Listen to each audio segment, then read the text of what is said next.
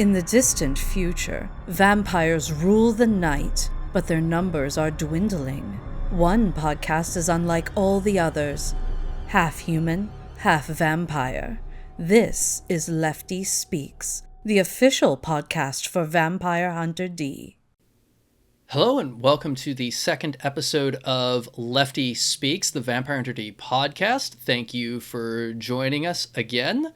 Today we are going to be talking about some of the challenges and joys of adaptation for book to other mediums such as comic, film, and the difference between animation and live action adaptation, because there's a huge difference in those. A little bit about artwork and previous works informing adaptation, as well as our plans for future podcast episodes and what we'll be doing with Patreon and Discord in conjunction with that. So thank you again, Hunters, for joining us, and enjoy this next bit of our journey across the frontier together. Brandon, you want to kick us off with some of the things because you've done a lot of adaptation for animation.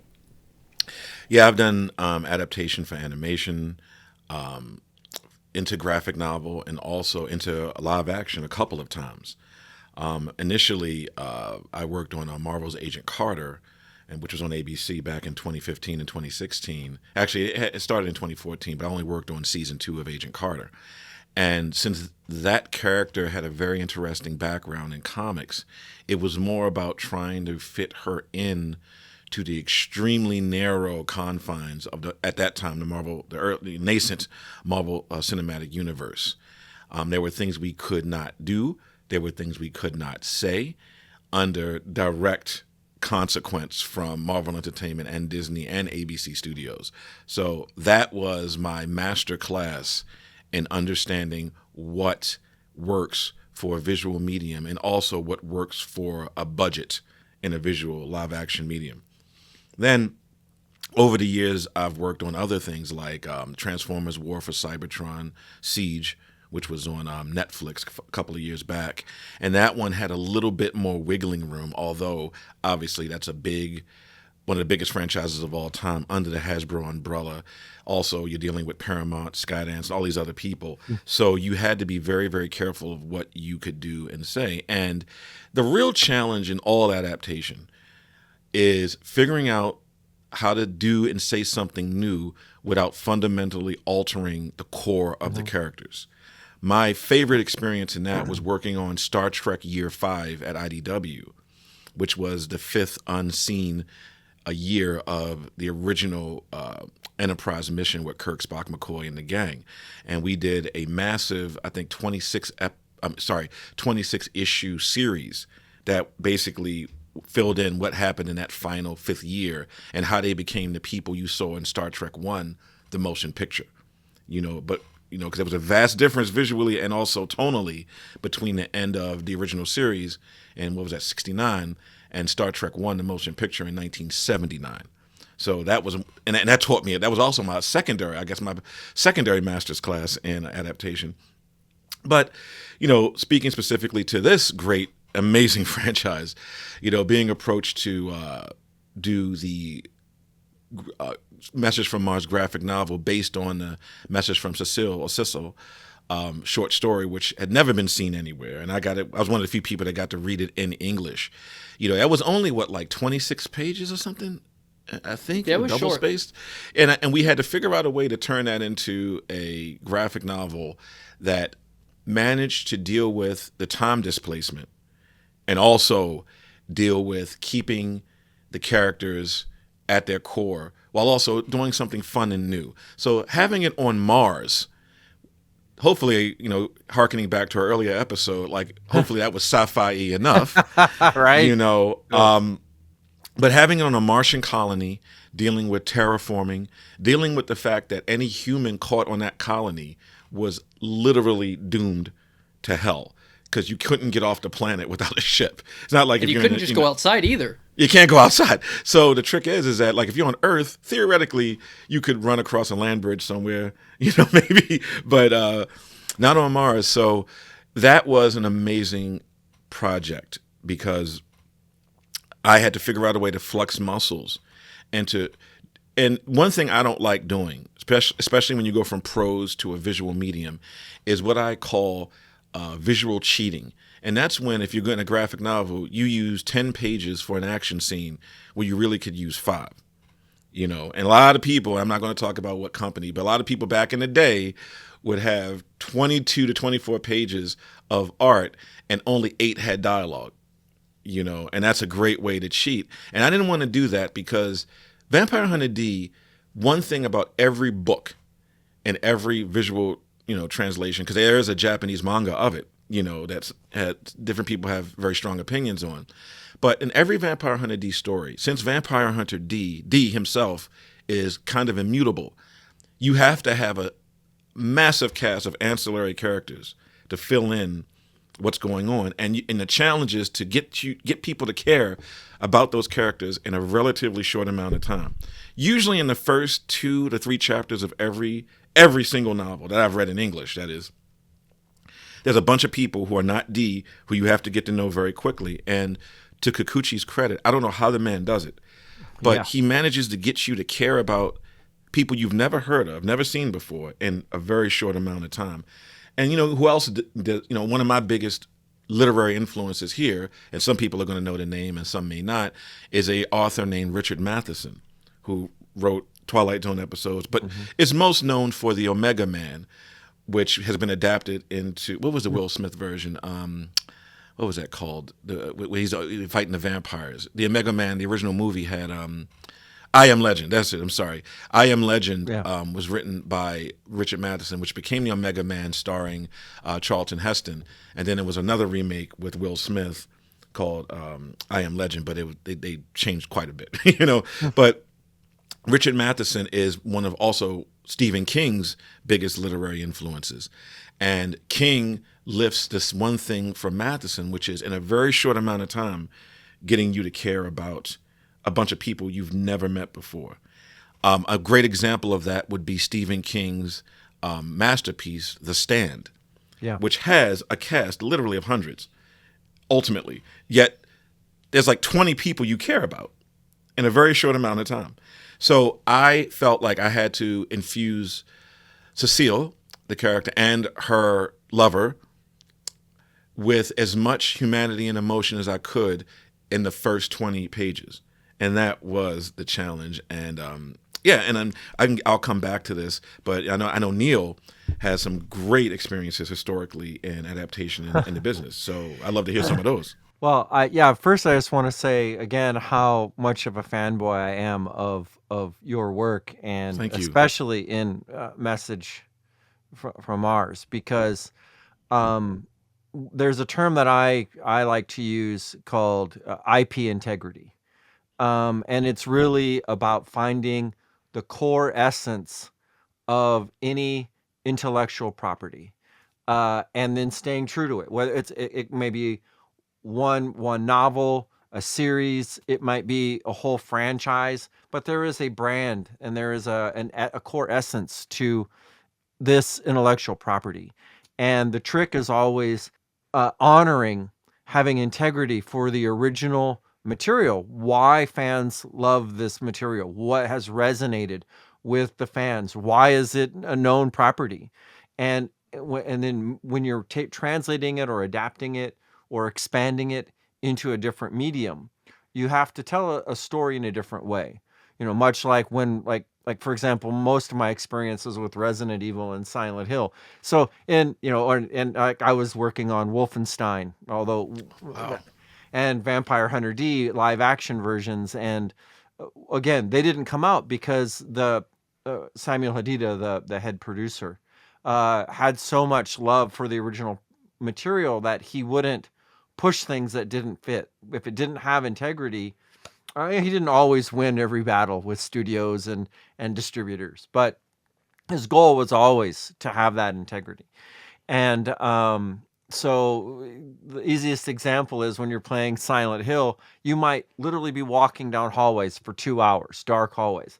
That's not very interesting movie. I mean, I mean, it's engaging as a video game. Oh my God, this door, should I open it or not?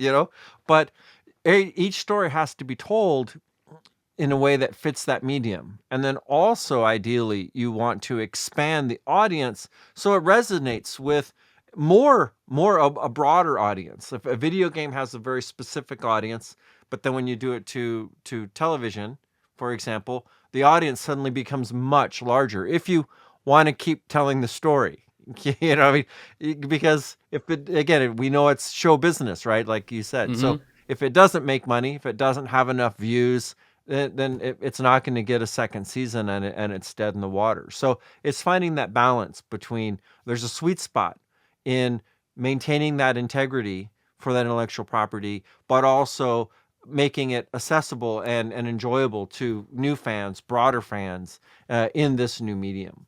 And that's always the interesting challenge. So I kind of teased a story during the last episode about Lefty. So it was really one of my my first real meetings at Davis Films, and Samuel Hadida knew I was a huge Vampire Hunter D fan, and had me kind of write up some summaries and some suggestions on how we would break the franchise and open the franchise up. And we had some executives from Fox visiting in a meeting, and he had me in, and we had an Oscar-winning director sitting in the room pitching the idea, and one of the studio executives was like, "Wait, okay, so wait a minute. So you're saying that this vampire guy, this really ultimately cool vampire guy, has a face in his hand that talks to him?" And they're like, "Yes, that's Lefty." Okay, and he's like, "We can't have that in a movie. We can't, do we need that?" And I'm like, "Yes, we actually do. We need Lefty." It's like, if you don't have Lefty, I mean, that changes literally everything. You lose the integrity of this intellectual property if you don't have such an important character in the story. And that's obviously, when you're talking live action, you're distributing to different countries with, all around the world with different ideologies. And so, for example, Resident Evil really won in China initially because, how you use zombies. So if it's science-based versus magical, right? If it's superstitious, then you fell under certain rules that wouldn't be allowed in China. But because it was like a science, a viral outbreak, it wasn't mystical, it wasn't religious. So so there's lots of, I mean, it's like a puzzle. I mean, some people like doing crossword puzzles in the morning. I love, and this is my specialty. This is what I love doing, is taking an intellectual property and going, okay, here's the core. What are we doing with it? Where are we taking it? And what are the restrictions? And I mean, like Brandon, you were talking beautifully about, like Agent Carter and some of the restrictions you had on that. And it's fascinating. And it's a masterclass. Everyone ends up being a masterclass because it's a brand new experience. There's brand new obstacles that you have to go over. And obviously Vampire Hunter D, as adapting it to live action, literally has everything, right? So while that is a benefit, in most cases, in the first decade that I was working on it at Davis Films, technology wasn't able to really do what we wanted, and it wouldn't have looked right. It wouldn't have looked good. And so, the first 5-7 years I was working on it, we knew technology wasn't ready for us to make it yet. So we were developing stories. I mean, there's, at that point, I think there was 26, when I first started, 25 to 26 novels that were available in English, to try and, like, where do we start? We don't want to just make an origin story and start, we don't want to just start, with number one. We don't want to do like some weird origin story, which is really common in live action. We wanted to stay true to Kikuchi, and we were working very closely with Kikuchi and sharing our ideas, and much like you guys had mentioned, we got really great notes back that were very positive and very brief. But that was because we really having that integrity was super important from the very beginning. Yeah, no, if anybody is ever interested in working on an adaptive IP and exploring rights, do your homework. Make sure you understand what the person you're licensing from wants, what is important to them, because the last thing you want to do is put a bunch of work into something that you go back to them and say, okay, here's how we want to adapt your best-selling book. And they look at it and go, did you even read the book or listen to what I said about the franchise? That you do not want to be in that situation. No. Minimal notes is the greatest compliment to the work you're doing to adapt their work. Because, at that point, you didn't drop the ball. You didn't you didn't spill the milk. And it's their baby. I mean, Right. not only as one company, when I went in to pitch, they said, this is the goose that lays our golden eggs. Why should I give it to you? I mean, that's Fair because question. you can make or break an entire company, and so they have employees, and if you mess up their brand, that property, that whether it's a novel, a comic book, a role-playing game, if you on an animated series or a live action series with a much broader audience, if you drop the ball, you can kill their sales. You can really decapitate a beautiful brand. So it's a huge responsibility. Yeah, if you want an example of that, go take a look at if you can find it, the first ever Dungeons and Dragons movie. Yes. We're not And talking then- mazes and monsters.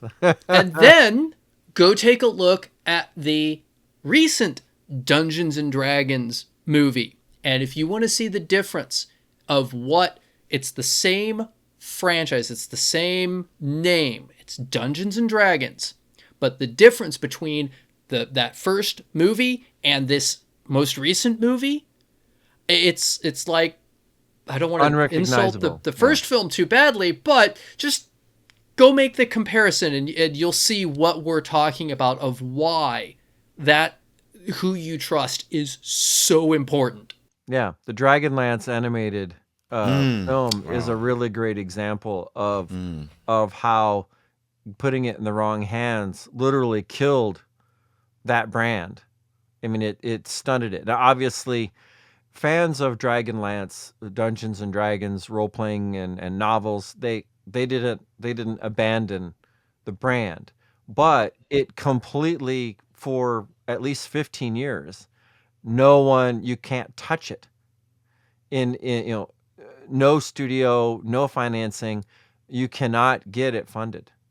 I mean, and even so I was originally brought in Davis Films to work with Christoph Gans on an adaptation of Onimusha.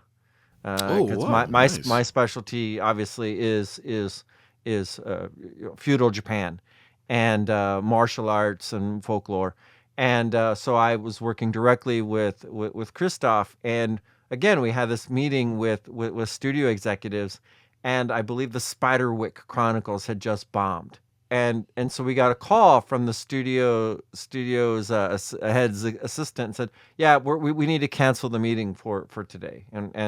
And we're like, why? Like, well, he doesn't think Onimusha is something he can get involved with right now because of Spiderwick. And but to them, it's fantasy. I mean, it's just like it's all. Well, the industry isn't ready for that kind. And we're like, Onimusha, Spiderwick Chronicles. There's no connection. It's such a distantly broad, but that's the mindset. So and even failure in one IP can actually spread to others when Absolutely. it's so badly done. Yeah. I mean, you mentioned going back to D&D for one quick second.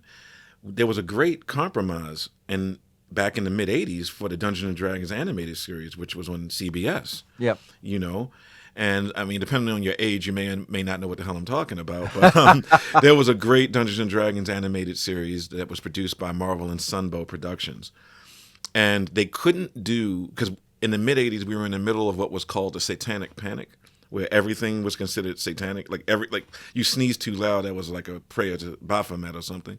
But Yep, grew up in the South. That right. was a very, very I real believe me, thing. I get it. I'm from Maryland, and it hit us there too. But I was in the Bible Belt, Iowa, and Jeez, it was bad. It was so very bad. But that animated series managed to balance the darkest elements of the D&D franchise with Saturday morning cartoons, which at that time had some of the strictest broadcast standards and practices rules, right? But they got Venger on there, they got Tiamat, they got Celestial Knights, they got bog monsters, they got orcs, and they got all this stuff, and they managed to be respectful to the franchise while making it palpable for kids between 8 and 16. You know, at a time when Dungeons and Dragons had literally, I don't mean this in a negative sense, but literally a black mark on it. Literally. People was like, D&D, no.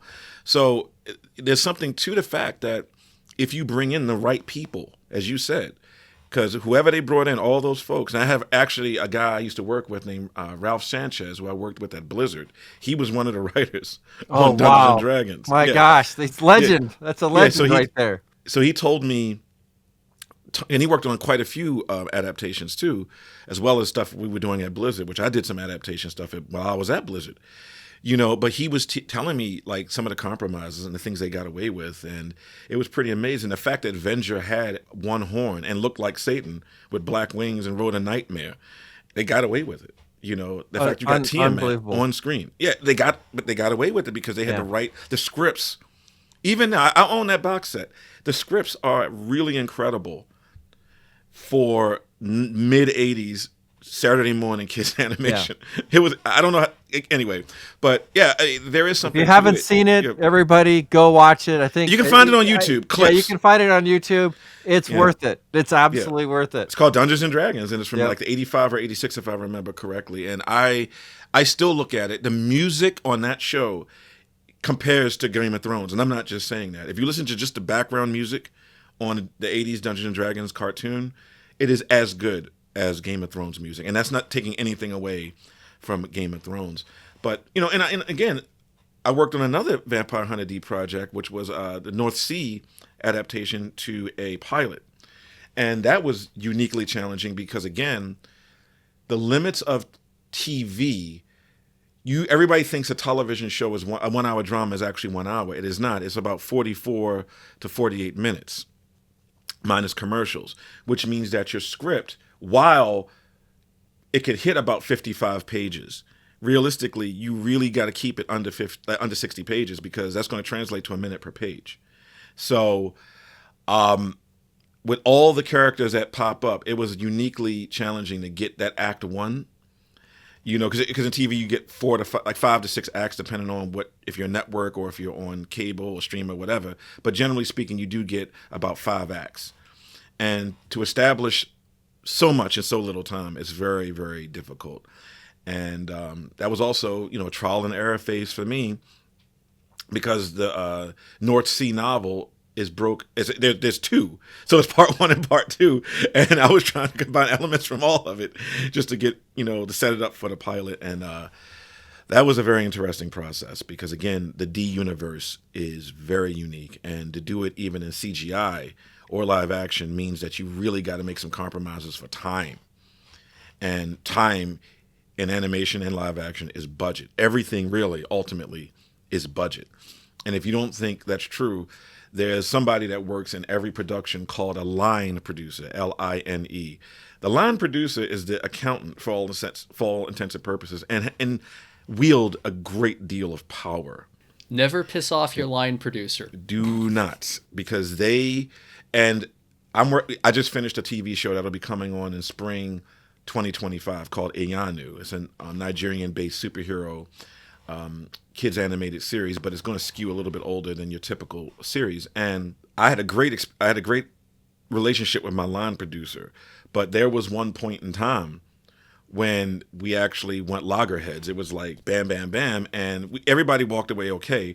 But there are a lot of moments when the line producer can basically become the Emperor Palpatine of any production.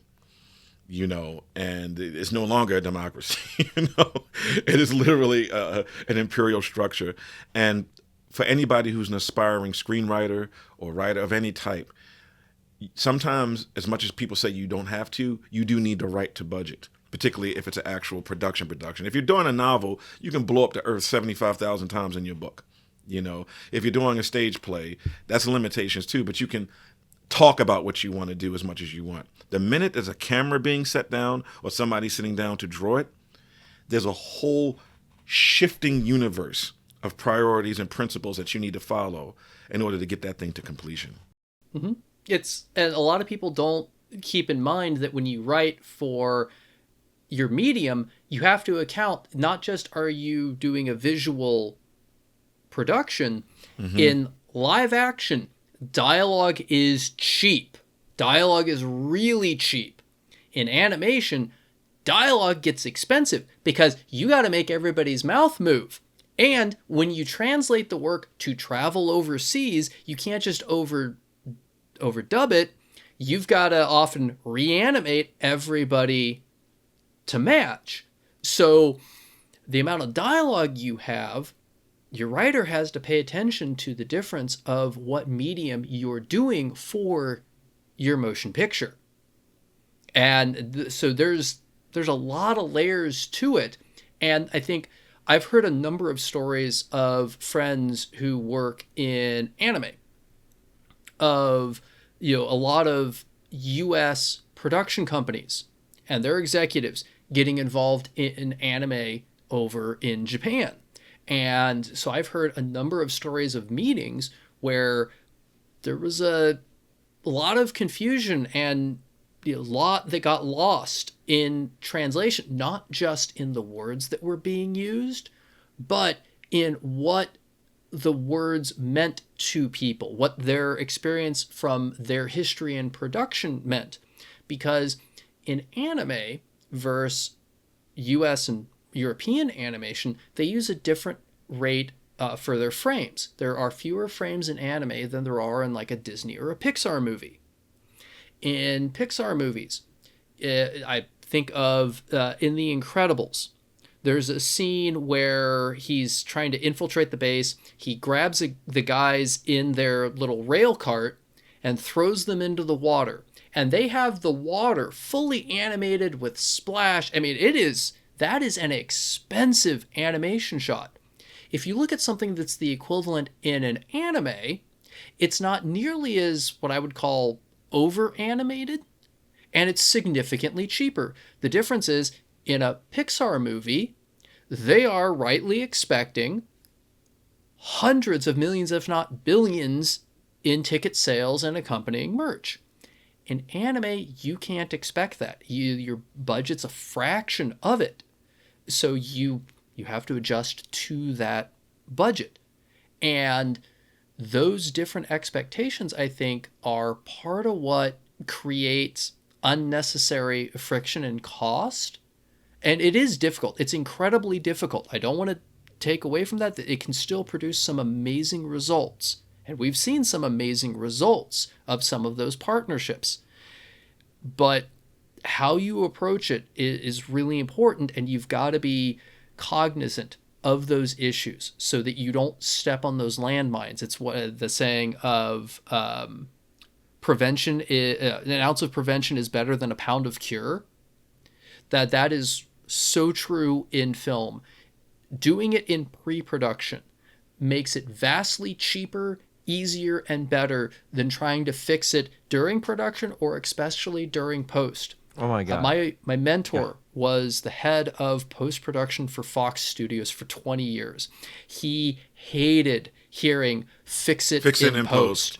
It was the thing he would just, and this was one of the kindest, most gentle-spoken men I've ever met in my life. So his idea of upset was, very calm, very peaceful.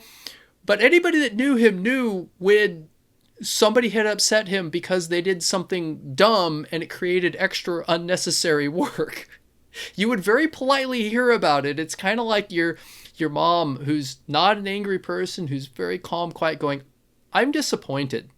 And you're like, oh, that's worse than getting yelled at. So your planning, your adjustment from your pre-production and writing stage for your medium, so important. Yeah, another interesting thing to bring up is when you're adapting from one medium to another, you know your medium and you know the brand, right? So if you're coming from, let's say, a video game, it all depends on the video game whether it should go directly to live action or should it go to an animated series. What kind of story you're trying to tell? And what are the core elements? I just had a meeting a couple days ago talking about that exact same thing.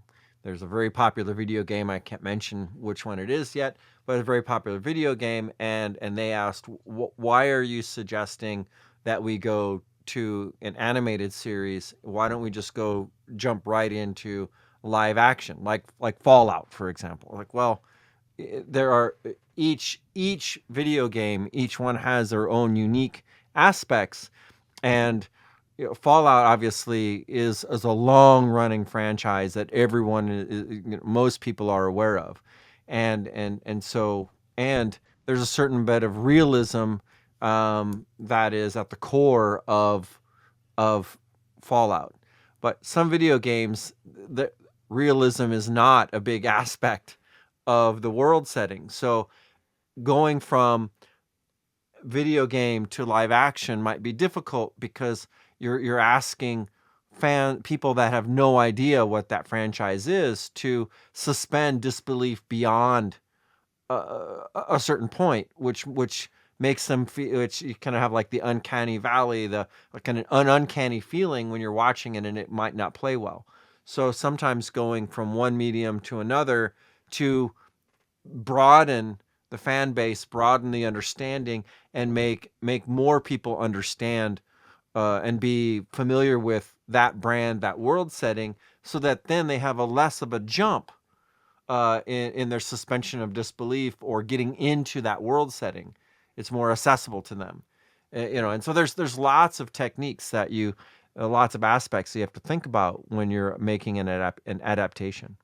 Yeah. And on that note, there's one that I'd like to note that I've followed for a while. I remember reading it as a web novel and then seeing it as a web comic, then a published manhwa series, now as an anime series on Crunchyroll here in the US and other services around the world.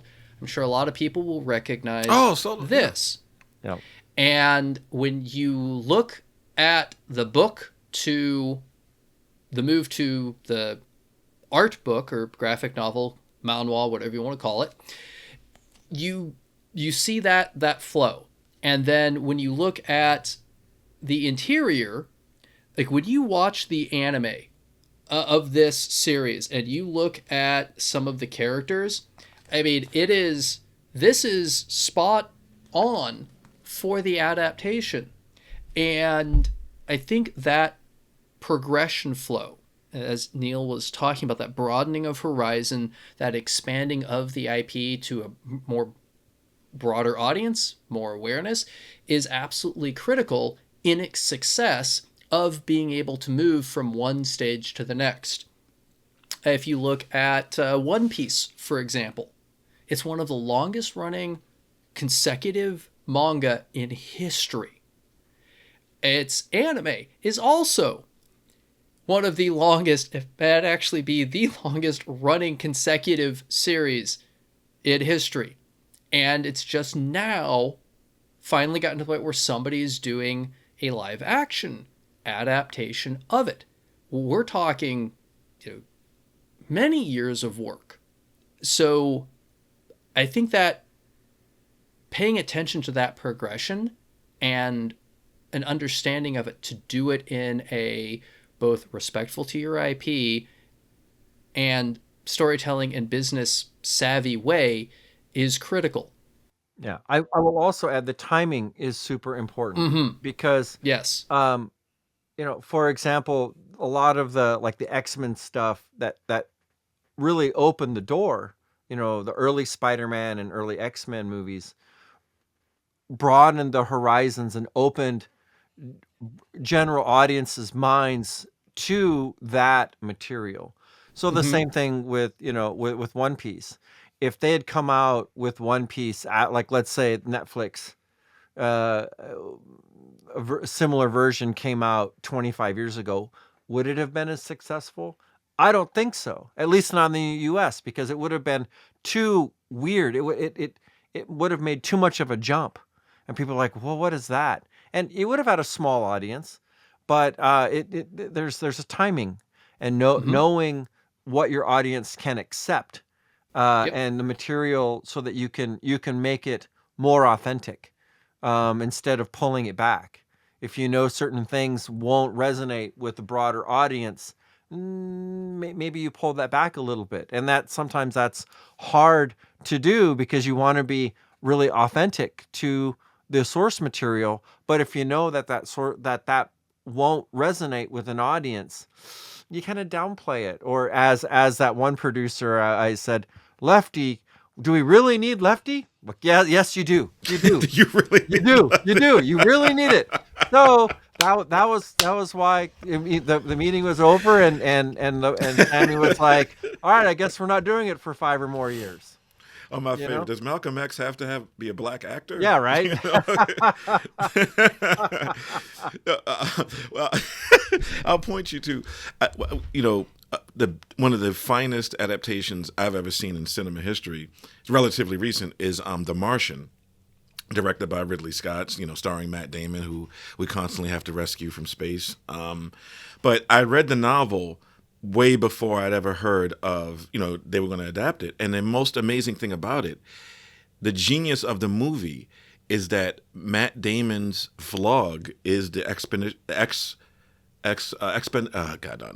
expositional dump for passages in the novel to fill in gaps in people's, space education.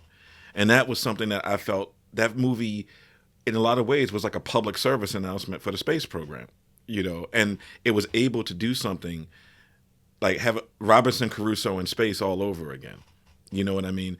And I feel like that's an example of how to take something that may be niche, but anybody can understand being stranded, And I feel like that's one of the keys in adaptation is to find that universal thing that anybody can understand. So with D, you have someone who has one goal in mind. Which we'll figure out at some point, but he has one thing. He's just wiping out the aristocracy, wiping out the elites, the nobles. That's what he does. That's it. And everything else is kind of, window dressing. It's like on top of it. But everybody can understand that when he's coming in to wipe something out, like Yo Jimbo. Yeah. Or, Good, the Bad, and the Ugly, or A Fistful of Dollars, That's what he's there to do. And I feel like that's part of the appeal, that it doesn't take a whole lot to understand. And it's not insulting anybody's intelligence, but you don't need to be a rocket scientist to understand a Vampire Hunter D story. And I think that somebody's really doing helps. Something evil. And, it's that saying, evil flourishes when good men do nothing. I believe was the old saying. Yep. And in this case, D is that consummate. He doesn't choose how the world comes at him, but he chooses how he responds. And I think that, to me, is one of my favorite things about the whole Vampire Hunter D series, is that, despite the hatred he gets from all sides, he walks forward to do what he believes to do the right thing, to stop predation, stop cruelty, and defend people that need defending. And that's, that, what is the saying? Simple isn't necessarily easy. Simple can be very complicated in pulling off how you do it. So his approach is very simple, but the execution of doing that, of making what I will call good choices, of, stand for something you believe in, that can take some effort, that can take some weight. And, we see that throughout this whole franchise. I think that mainstay is part of what has made the franchise so great. And the sheer number of ways Kikuchi has come up with to show that. Yeah. I don't know how he keeps coming up with these inventive action sequences. Like, I don't know what he's a magic 8-ball of action sequences, but every time you read a novel, I'm like, this is a really unique way to kill someone, or this is a really unique way to die. It's extraordinary. Like, it's like a bottomless well of imagination of violence. It's really cool. Yeah. Well, before we wrap up, wanted to touch on briefly what we're planning to do for the future. For anybody that's interested in the Q&A with us and Kevin Leahy that we're still taking questions on as of the recording and release of this episode, please go check out the Patreon and the Discord. On the Discord, there is a thread for both submitting questions and voting on questions. As you can tell by the time meter on this episode, time is not unlimited for a recording session. So, if you have a question that you want answered, that you think is important, that has burned away in your head over the years, either go ask it, or if somebody's already asked it, go vote on it so it moves, to the top of the list, because time constraints mean we can't get to everything in this first Q&A.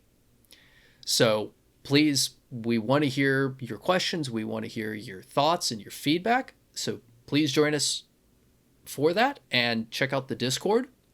We will be doing more Q&As in the future with more people, part of the Vampire Hunter D franchise over the years, both past, present, and future. So hope you'll join us for that and get involved, particularly when we will hopefully be sitting down here in the near future next year with Kikuchi-san for an episode. So Yes. please look forward to it, as Yoshi P always says. For the next couple episodes, we want to tackle talking about the adaptation of the first book to the first movie. As we were talking earlier about how the right thing at the right time to broaden horizons, to make people aware of things.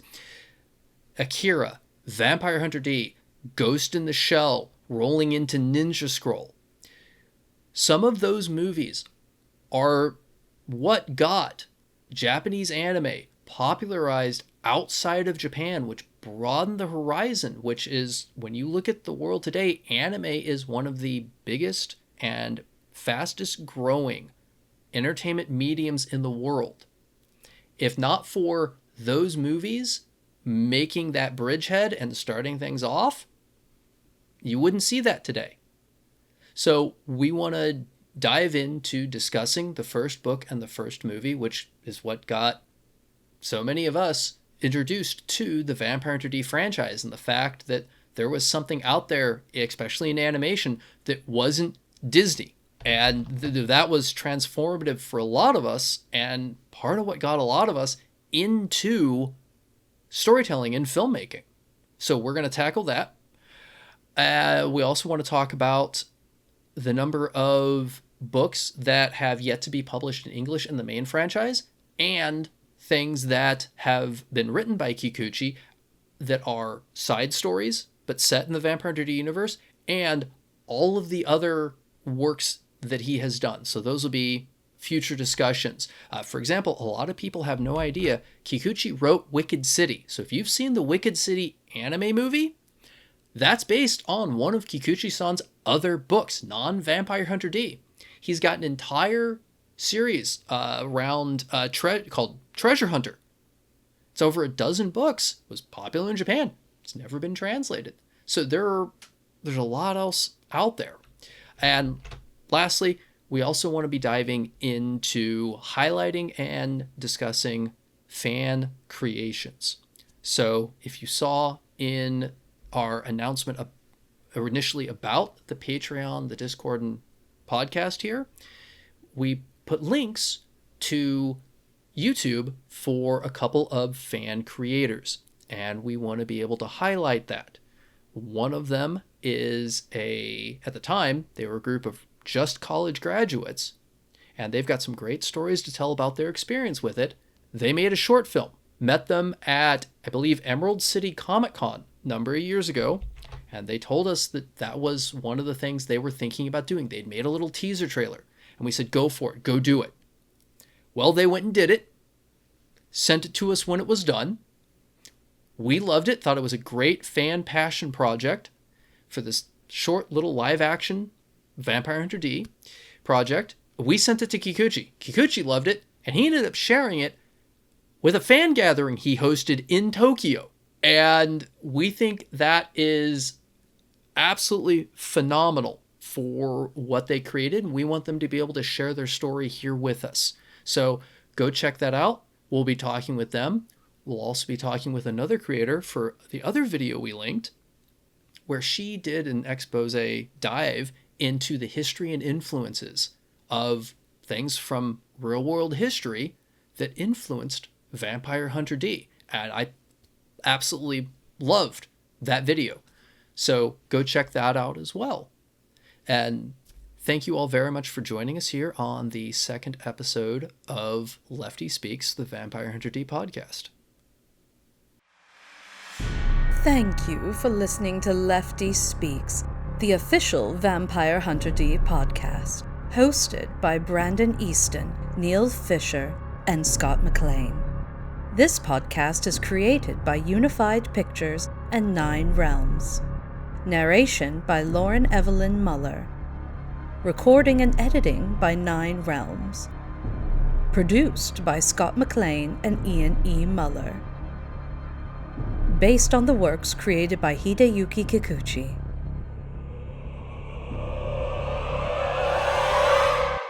Happy hunting.